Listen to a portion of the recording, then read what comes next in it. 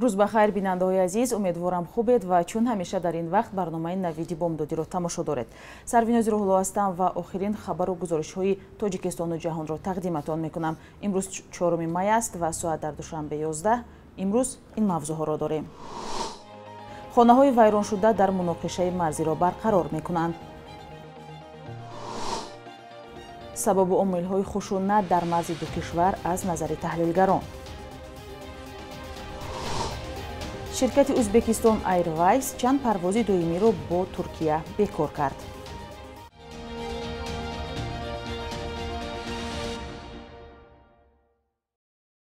кумитаи ҳолатҳои фавқулодаи Тоҷикистон эълон кард, ки тибқи ҳисобҳои пешакӣ дар муноқишаи ахири марзӣ байни сокинони Тоҷикистон ва Қирғизистон дар ҳудуди 3 ҷамоати Исфара 14 хона комилан ва 2 манзили зист қисман вайрон шудааст. Инчунин як иншооти ёрирасон зарар дидааст. Ҳамзамон қисман як мактаби миёна ва хонаи истиқоматӣ дар деҳаи Овчи Қалачаи ноҳияи Бобоҷон Ғафуров тахриб гардидааст. Дар изҳороти кумитаи ҳолатҳои фавқулода гуфта мешавад, ки аз маҳалли низоъ тақрибан 15 000 нафарро ба маҳалли амн кӯч доданд ва феълан ҳамаи онҳо ба ҷои зисти худ баргаштанд. Мақомоти Қирғизистон гуфтанд, ки дар натиҷаи муноқишаи марзӣ 78 манзил, 2 мактаб, 1 нуқтаи тиббӣ, 3 дидбонгоҳи марзӣ, 1 боғча, 10 нуқтаи фурӯши сӯзишворӣ, бинои шӯъбаи корҳои дохилӣ ва 8 мағоза оташ гирифтааст. дар ҳамин ҳол Тоҷикистон гуфтааст, хонаҳои сокинони деҳоти назди марзиро бар асари муноқиша бо Қирғизистон вайрон шудан дар муддати 1 моҳ барқарор мекунад. дар ин бора рӯзи 3 май дар як ҷаласа Раҷаббой Аҳмадзода, раиси вилояти Суғд хабар додааст. ӯ гуфтааст, хонаҳои афроде, ки аз даргириҳо осеб дидааст, дар фурсати кӯтоҳтарин таъмир карда мешаванд. зимнан баъди ин муноқиша дар марз таҳлилгарон ба сабабҳои сар задани ин муноқишаи хунин дар марзи Тоҷикистону Қирғизистон пардохтанд. онҳо ба таърихи хушунатҳо амиқ рафта далелҳоеро ҷустуҷӯ доранд, ки дар ин қазия кадом ҷониб бештар гунаҳгор буд. назари таҳлилгаронро дар як гузориш аз ҳамкорони мо Барод Юсуфӣ ва Искандари Фирӯз мебинем. коршиносон ҳодисаҳои хунини ахир дар марзи Тоҷикистону Қирғизистонро натиҷаи мушкилоти ҷамъшудаи сокинони маҳаллии ду тарафи марз унвон мекунанд. ба қавли онҳо, мудохилаи ниҳодҳои қудратии Қирғизистон дар баҳсу гирдорҳои сокинони ду тарафи марз ба оташи хушунат ин бор ҳам равған рехт. вале ҳар дафъа як андоза масалан чунин ба назар мерасад, ки як андоза ҷониби Тоҷикистон дар мавқеи таҳаммулпазирӣ қарор дошт. вале ин дафъа фикр мекунам, ки дигар корт омада ба устухон расид. аммо Эдвард Лемон, сиёсатшиноси масоили Осиёи марказӣ ва раиси маркази тадқиқоти Oxus Society дар Вашингтон мегӯяд, аз бадтар шудани вазъ пешгирӣ кардан мумкин буд, аммо мақомоти Тоҷикистон бо ин роҳ нарафтанд. ба назари ман Тоҷикистон барои пешгирии ин ҳодисаҳо чандон майл надошт, чунки мешавад гуфт, ки онҳо ба ин амалиёт чанд ҳафта пеш ва баъди шурӯи музокираҳо омодагӣ диданд.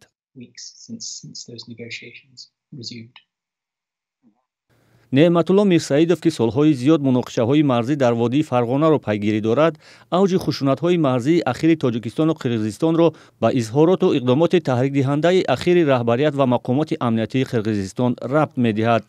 ба қавли ӯ, ҷамъ овардани нирӯҳои зиёди қудратӣ ва баргузории намоишкоронаи машқҳои низомӣ дар наздикии марз ва нуқтаҳои ҳассоси баҳсӣ, пешниҳоди сохтмони обанбор бо ҳадафи ба даст овардани фишанги фишор ба Тоҷикистон ва иваз кардани ворух ба минтақаҳои дигари замини Қирғизистон ҳам сокинони марзӣ ва ҳам мақомоти Тоҷикистонро сахт асабӣ карда буд.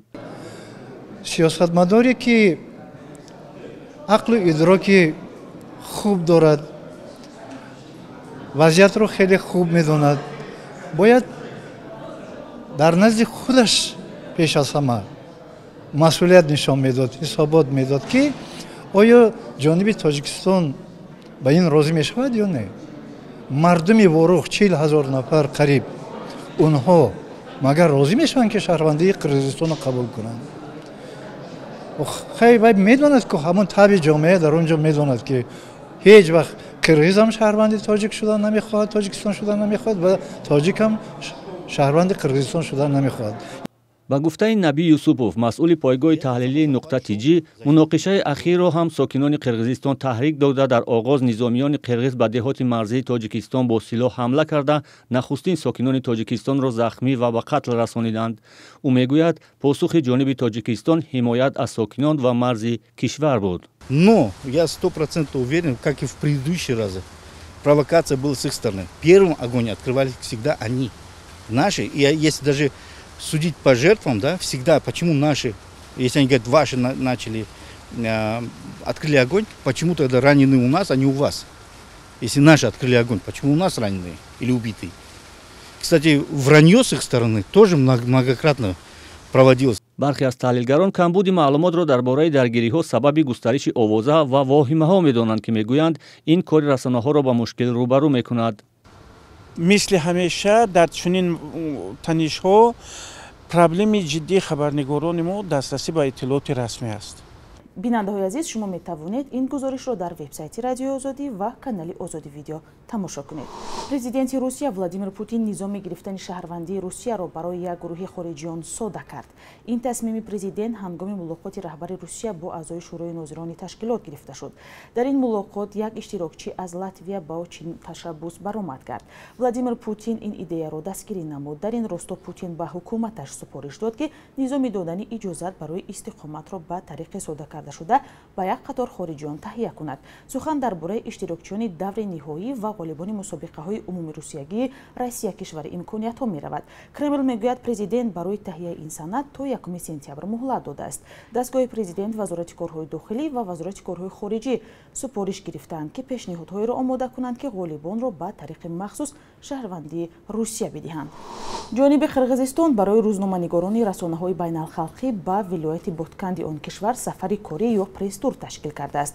рӯзноманигорон аз мавзеъҳое дар марзи Тоҷикистону Қирғизистон дидан мекунанд, ки дар натиҷаи муноқишаи марзӣ зиён диданд. дар ин бора Галина Байтирек, сухангӯи президенти Қирғизистон, иттилоъ додааст. ба гуфтаи вай 26 рӯзноманигор аз 20 расона, ки 10 расонаи он байналхалқӣ аст, барои рафтан ба Боткан сабти ном шуданд. марзи Қирғизистон бо Тоҷикистон, ки қариб нисфаш то ҳанӯз аломатгузорӣ нашудааст, солҳо ба макони муноқиша ва низом миёни сокинон табдил шудааст. муноқишаи рӯзҳои 28 ва 29 апрел ба гуфтаи фаъолони ҷомеаи шаҳрвандӣ аз ҳодисаҳои солҳои пеш фарқ дошт. ширкати миллии ҳавопаймоии Узбекистон Airways чанд парвози доимиро ба Туркия, ки мебоист то 17 май анҷом шавад, бекор кард. дар хабари расмии ширкат омадааст, ки бекорсозии парвозҳо ба бад шудани вазъи беҳдоштии Туркия афзоиши гирифторони коронавирус рад дорад. парвозҳои рӯзона аз Тошканд ба Истанбул бидуни тағйир анҷом хоҳад шуд. Туркия аз 20 апрел то 17 май маҳдудиятҳои вобаста ба пешгирӣ аз паҳншавии вабои коронавирусро сахттар кард. ҳоло дар бахши як рӯзи таърих ҳамкори мо Хиромон Бақозода шуморо бо муҳимтарин таҳаввулоти таърихӣ дар рӯзи 4 май шинос мекунад.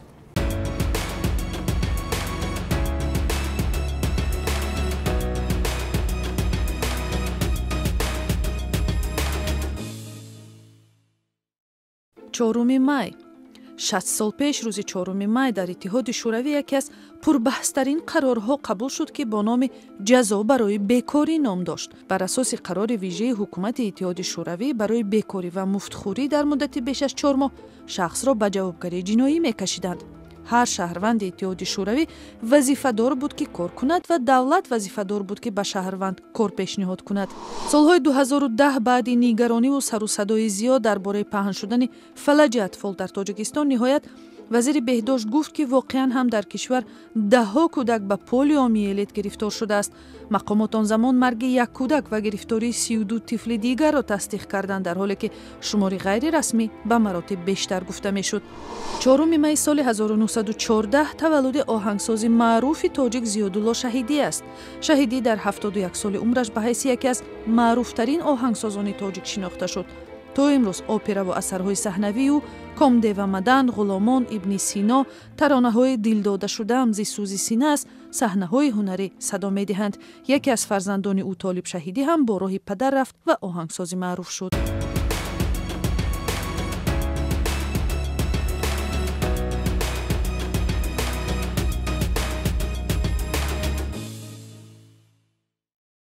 бонки миллии Тоҷикистон арзиши сомониро нисбат ба асъори хориҷӣ барои имрӯз 4 май эълон кард, ки бар пояи нишондодҳо пули миллӣ дар ҳоли тағйирёбист.